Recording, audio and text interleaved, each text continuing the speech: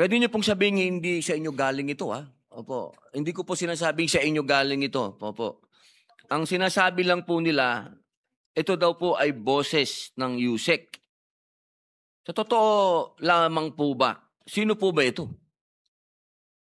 I have no idea. I was about to ask you, Opo. who is it supposed to be? Can you please state on the record? Ang sabi po nila, ito daw po ay voice recording ni USEC Claire Castro. Na daw siya po ay may kausap ng mga vlogger.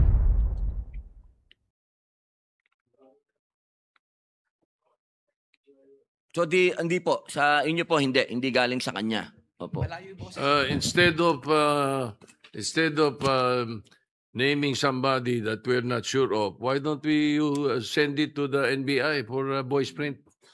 Imbis na nanguhula tayo, nagbabanggit tayo ng pangalan. Because We're I cannot... mentioning the name of Yusek or Attorney Castro. It's unfair for her. I-print nyo na lang sa voice print na lang sa NBI. Para I agree with hindi that. tayo masabi sa mga ganyang mga balitaan. Because I will give you an advice from Denzel Washington. Sabi niya, if you don't listen to the news, you're uninformed. If you listen to the news, you're misinformed. Ay, ganun. So, yun lamang po. Uli, tatanungin ko po kayo. Wala, ito po, pwede natin pa-imbestigahan ulit ito kung gusto po ninyo. Kung ito ay galing talaga sa tunay o ito po ay gawa-gawa lang ng AI o ano. Tanong lang po uli. I would like to inform you that that was a joke. He meant a joke because tinitira siya ng mga troll noon. So ang ginawa niya, kunwari mayroon siya sariling troll. But I assure you that because I know it for a fact. But anyway, you go ahead with your question. Robin Padilla is recognized. Maraming salamat po, Ginoong Pangulo, at sa ating pinunong mayorya. A'udhu billahi minasyaitanir rajim. Bismillahirrahmanirrahim. Alhamdulillah Rabbil alamin. Okay po ba sa ating ginagalang na senadora, ating pong sponsor, na makapagtanong po tayo ng mga ilang bagay? Masaya po ako na sumagot sa mga katanungan sa ating gentleman from Mindanao na sigurado po ako ay gusto rin tumulong para po sa ating mga ahensya ng gobyerno. Maraming salamat po. Bilang ako po ang tagapangulo ng public information, ako po ay katuwang ng presidential communication. Tayo pong dalawa ay magkapartner dahil sinasaad po ng saligang batas na walang mga pinakamakapangyarihan kung hindi ang makapagbigay ng tamang impormasyon sa taong bayan. Yan po ay nasa konstitusyon. At ako po ay nandirito sa harapan po ninyo upang makatulong po ninyo. Hindi po ako para banatan o silipin o anuman ang patungkol sa Presidential Commission. Kaya ako po ay nakasuporta sa inyong budget. Ako po ay isa sa mga tagapagtanggol po ninyo kapag may kinalaman po sa pulisiya. Ako po ay kailanman ay hindi na personal. Lahat po ng issue ko ay political. Hindi po ako kabilang sa mga bumabanat ng walang masasabi po nating mga naninira. Okay. Hindi po ako yon. Una ko pong gustong sabihin ay patungkol po dito. Meron pong mga bagay na gusto ko pong linawin galing po sa PICO dahil dapat po sa inyo ang unang-unang pinanggagalingan ng tamang balita.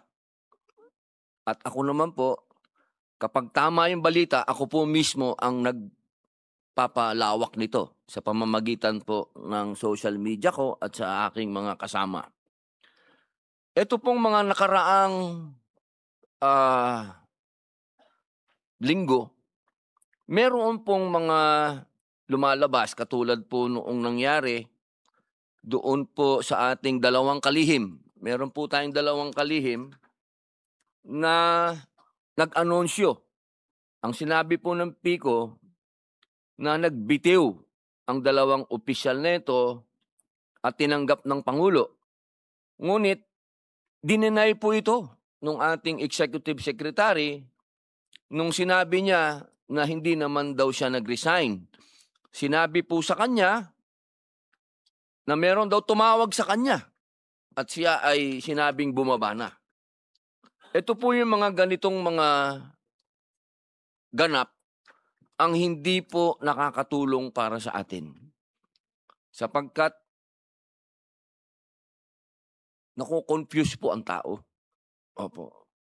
Bilang kayo po ang pamantayan at kayo po ang pinanggagalingan ng mga impormasyon, ano po ang pwedeng gawin ng PICO upang maiwasan po yung mga ganitong klaseng maling pahayag? Opo. I agree with you, Mr. President. Messaging is so important. Disinformation, misinformation, inaccuracy, lost in translation confuses the people. Even if you have good intentions, if you said it wrong, or if you intentionally meant to confuse, then that is wrong. And so, there must be clear source of messaging. Isa lang ang gagawa ng mensahe. Hindi pwedeng iba, hindi naman pwedeng nagsasalita, may balita na hindi na-vet, na hindi na-verify, na hindi nako-confirm. Hindi pwede yung akala, hindi pwede yung hindi alam, hindi pwede hindi nag-uusap. Now, per the specific instance that you're mentioning, why was there a miscommunication? I would just surmise, I'm not even asking the agency, that probably there was no clear coordination. Bakit ba?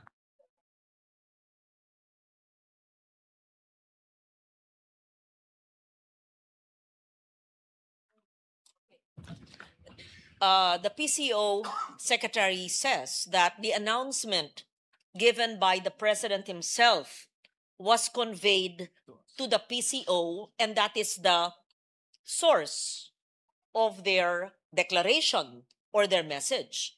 So in this case, you followed the process, which is the president himself through the Derecho sa Inyo gave that statement. So parang sinasabi po, ginang na tagapangulo, na naglabas po kaagad ang USEC nila ng pahayag na hindi po ito opisyal?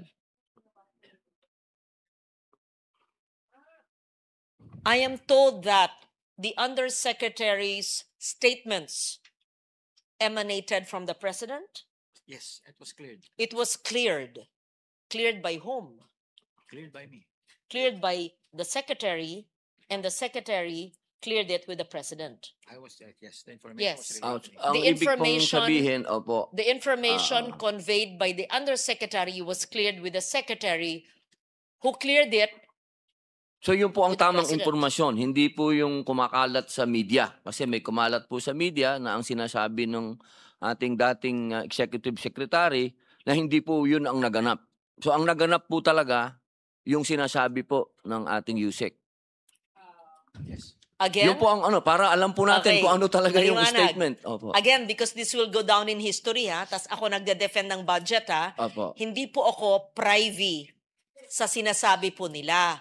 Ako ay taga-defend ng budget. Pero ito, hindi budgetary process ito. Ito'y kaganapan ng kasaysayan. Opo. Pero para po maliwanag, may mga side, you want to go. You can say it in the microphone, yeah. Just so that it's clear. Because I'm saying this so that it's clear that I am the messenger I'm trying to explain. According to the PCO, they cleared the statement with the president. Opo. Yan po ang pangahawakan natin ngayon. At yan Yes. po dapat ang malaman ng tao. Yes. Opo.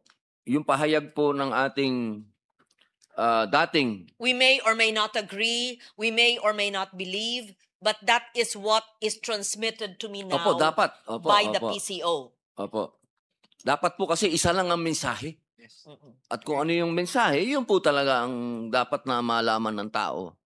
Opo. Meron po akong pangalawang katanungan. Kapag ka sinabi po natin public information, naniniwala po ba ang PICO na dapat hindi ito political propaganda?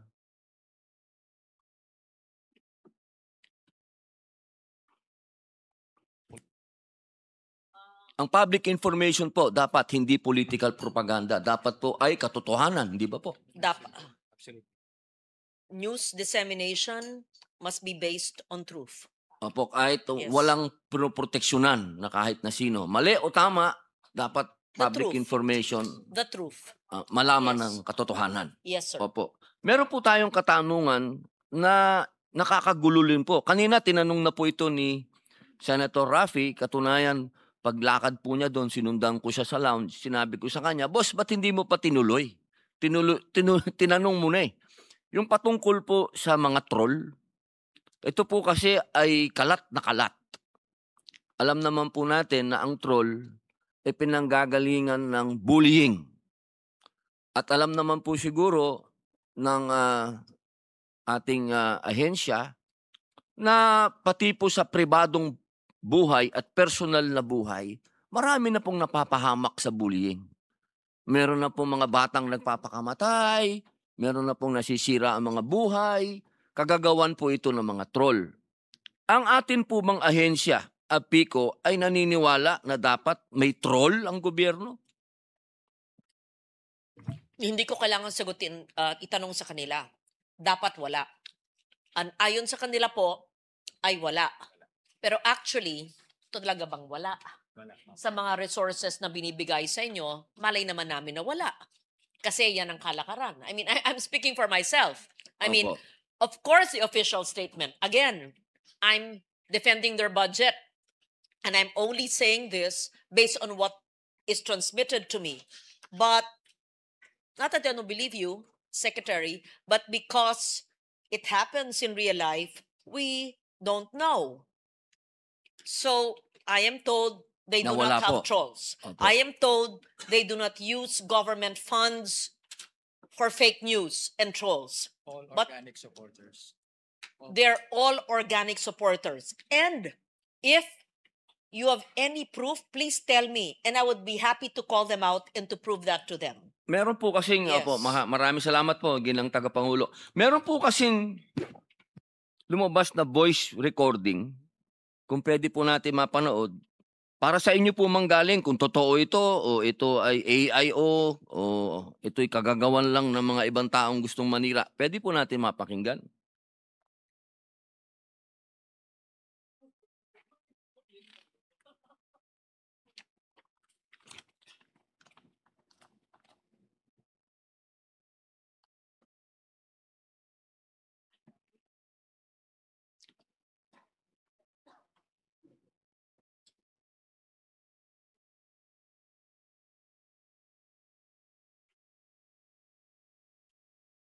Habang wala pa po,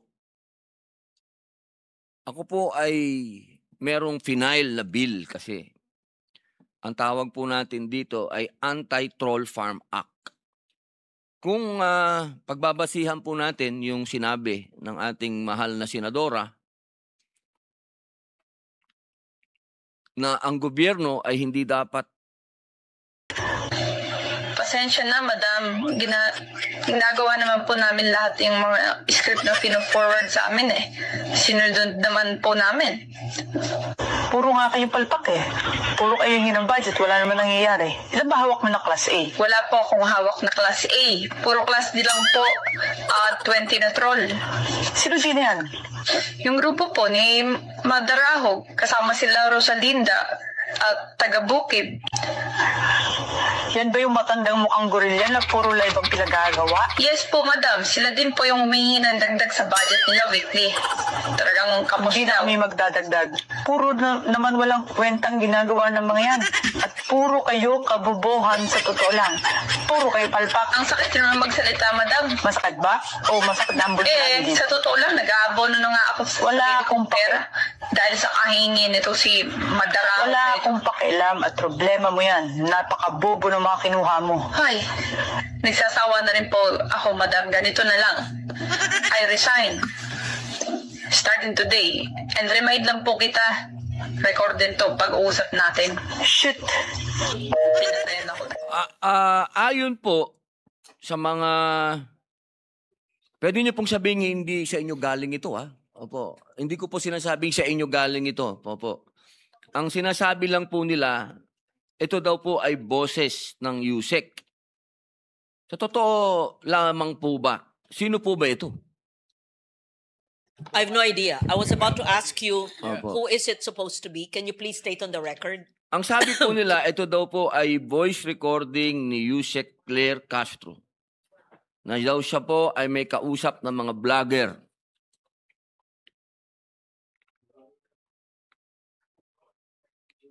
So hindi po, sa inyo po hindi galing sa kanya. Opo. Instead of naming somebody that we're not sure of, why don't we send it to the NBI for voice print? Imbis na Yes, nanguhula it tayo, would- nagbabanggit tayo ng pangalan. Because We're I mentioning cannot- the name of Yusek or Attorney Castro. It's unfair for her. I-print nyo na lang sa voice print na lang sa NBI. Para I agree with hindi that. tayo masabi sa mga ganyang mga balitaan. Because I will give you an advice from Denzel Washington. Sabi niya, if you don't listen to the news, you're uninformed. If you listen to the news, you're misinformed. Ay, ganun lang.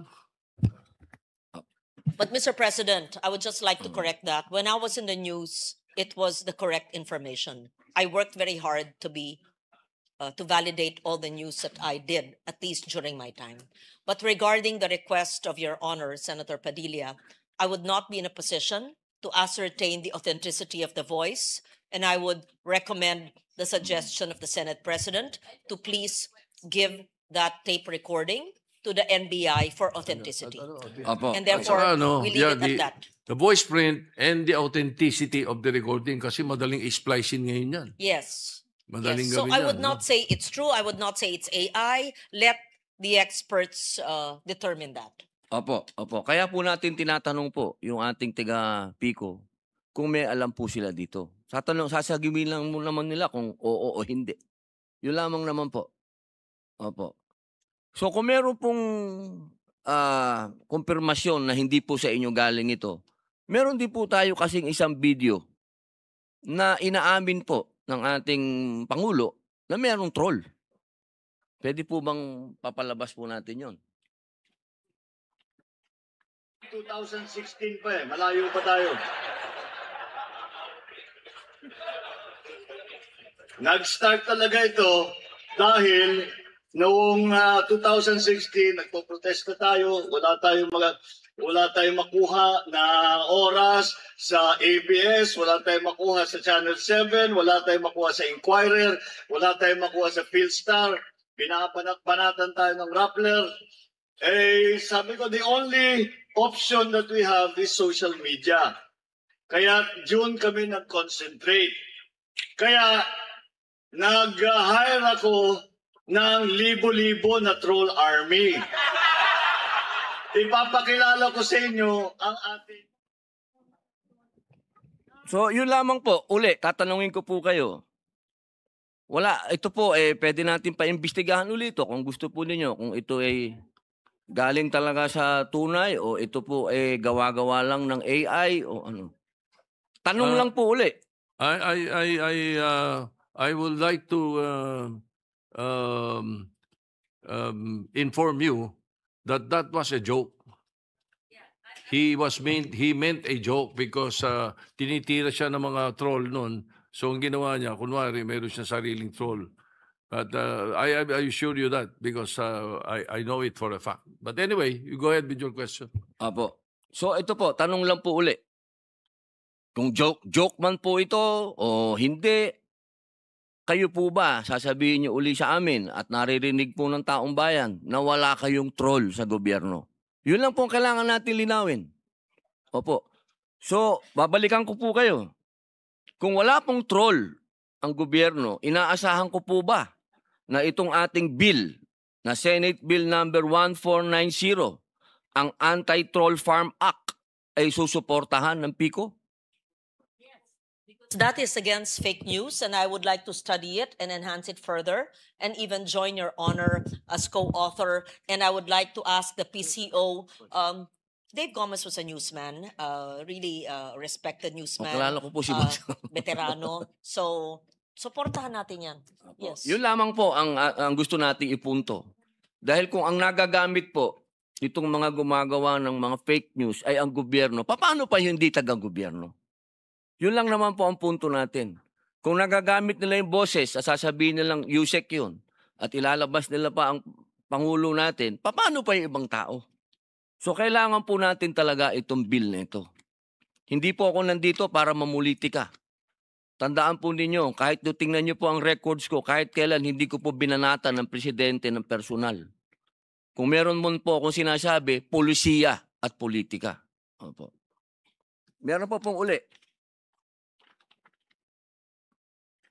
Yung pong fact-finding mechanism ng PICO, meron po ba kayong sarili ng, kumbaga, grupo na gumagawa po nito para po sa fake news? Kasi naalala ko po, yung unang hearing ko po ng public information, nangako po sila sa akin na gagawa sila ng task force na hahawak ng paghahanap ng fake news.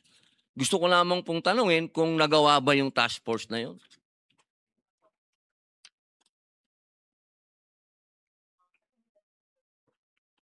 We have the digital media services. Who's the head? The digital media services. And they're supposed, that's the task of the digital media services. Where are you? They're Meron supposed po? to do that. So meron na pong opisyal na halimbawa sa inyo pong page o sa inyong sa national printing. Kasi minsan po pati yung fact-checking ng ibang media outlet, political eh. Oo, baka po pwede Mr. galing na President. talaga mismo sa PICO. Yeah. Opo. Yes, actually, Mr. President, each bureau under, whether you're PIA, whether you're in radio, everybody should, it is the responsibility of every media practitioner to do fact-checking. To have a group for fact-checking. Nung panahon namin, walang ganun. Kasi kami nag-fact-check. If you're a journalist worth your salt, you should know your sources. You should stand on the truth. You should verify it not once, not twice. Wala pang Wikipedia at Google ng panahon ko eh. Aalamin ko, and I will stand on the news that I deliver, that I produce, and that I write. And that's how the virtues of our newsmen should be. Whether you're still in print or on TV, mainstream, or on digital. That's how the culture should be. But then, if there is a dedicated fact checker, well and good. For facts, so that it's not used for propaganda, for political propaganda, as you say, but they have the digital services. Hayaan po nyo, pagkatapos po nito, maliban dun sa hearing na ginanap noon, uupuan ko sila. You can join me in the committee room so we see what kind of fact-checking they do. Opo, mapakahalaga po nun Yeah. sa panahon ngayon. Dahil ligaw na po ang ating taong bayan. Minsan kung ano pa yung fake news, yun po ang pinaniniwalaan ng tao. Alam niyo po kasi ang nakakatakot ngayon, pag nauna yung fake news, tapos nilalabas mo na yung totoo, That's true. dahil marami nang nakabasa, marami nang nakapanood ng fake news, ang pinaniniwalaan ng tao yung fake news. Kaya sana po, meron din po tayong panukala patungkol dyan, suportahan din po ninyo. Kasi Na dapat, magkaroon po Yeah. ng matinding kaparusahan ang gumagawa ng fake news. Opo. I agree with you. First, I will co-author the No Troll Farm Act. Number 2, kung ang news dapat, gaya ng panahon namin, television man o print o radyo, alam mo kung kanino galing yung balita. Di ganun din sa digital. Wala naman pinagbago yan eh. It's just a different medium. It's just digital. So dapat alam din natin yung source. alam yung producer, alam yung writer, alam yung anchor, alam yung boses kung sino siya. O di dapat may attribution, di ba? Sino yung researcher para pag may mali, sino? Sino yung nagsabi? O di dapat may attribution, Opo, di ba? opo. Tama po. Sang-ayon ako dyan. Galit na galit ako sa mga nag-iimbento or binabaliktad or binabali or may kakulangan lang ng common sense na mali-mali. Opo. Iba sinasadya, iba Karamihan po sinasadya. sinasadya Opo. or walang kaalaman or walang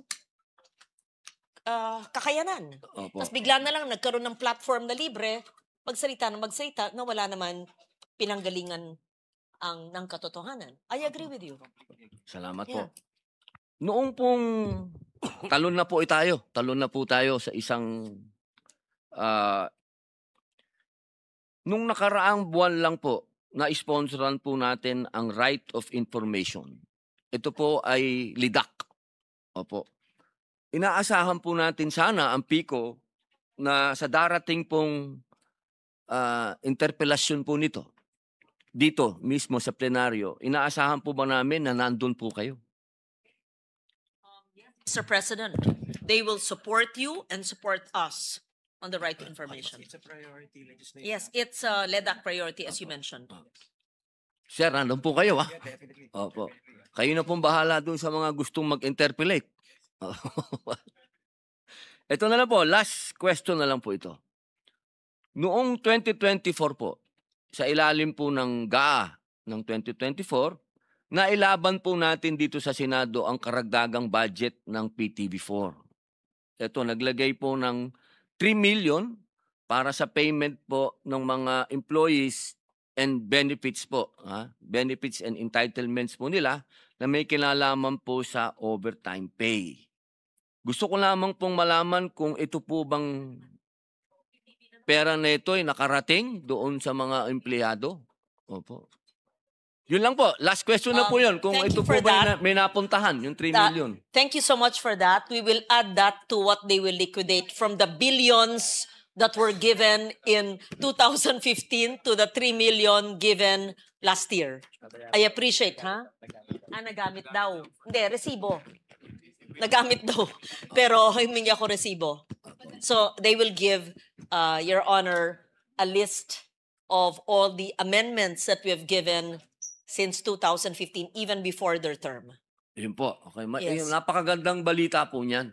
Dahil yun lang po yung, alam nyo, kahit na sa larangan po ng pag-aartista, kilala ko rin po yung mga nasa news, kilala ko rin po. Parang isang pamilya lang po kami.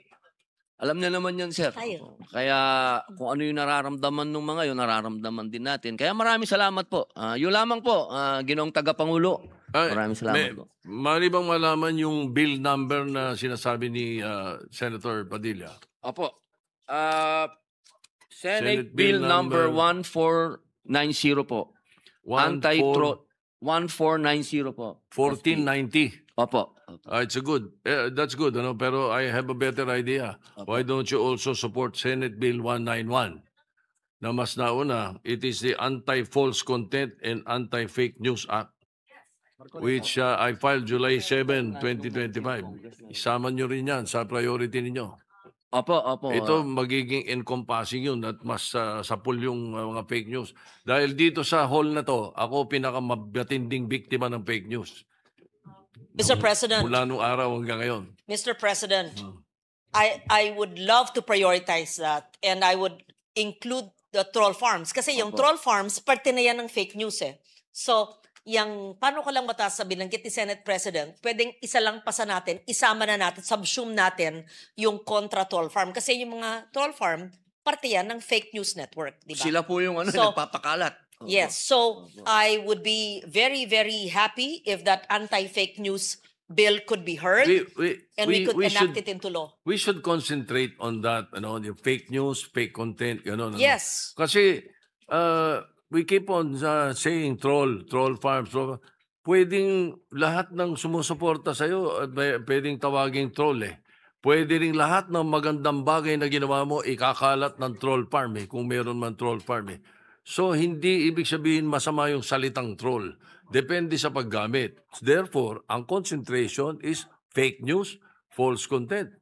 Yun ang concentration. And whether the troll is good or bad, as I said, dyan makikita natin dyan, 20 sa laman na sinasabi nitong mga nasa social media na to. Hindi po ba? I agree with you. I will. Alright. I believe that those two bills are in your committee, Mr. President. So I would be supportive of enacting those bills. And as I said, mula nung kabataan ko, ako'y advocate ng totoong balita at ang kinalakihan ko po na hanggang ngayon yun ang aking kultura. Tumanda na po sa balita ay importante. We stand on the truth. Wag linilihis, wag nang iimbento, wag gamitin ang kamangmangan. Yun lang ba? Maraming Thank you. salamat po. Thank you, Maraming Mr. salamat. President. Thank you.